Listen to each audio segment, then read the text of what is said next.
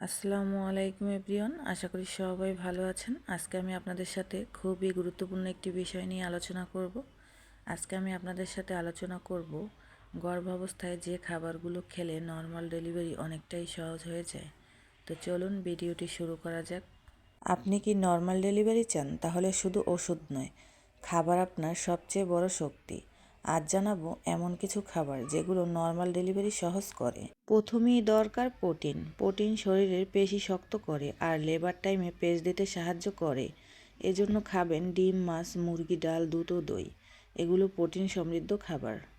Fibre ও হজম। গর্ভাবস্থায় সবচেয়ে বড় সমস্যা কোষ্ঠকাঠিন্য। এজন্য দরকার ফাইবারযুক্ত খাবার, যেমন লাল চাল, আটার রুটি, লাউ, পেঁপে, ঢেঁড়স, আপেল। এগুলো খেলে প্রেশার কমে, পেট পরিষ্কার থাকে। আয়রন ও রক্ত। নর্মাল ডেলিভারির জন্য রক্ত খুবই জরুরি। আয়রন পাবেন পালং শাক থেকে, বিট, খেজুর, কিশমিশ, ডালিম।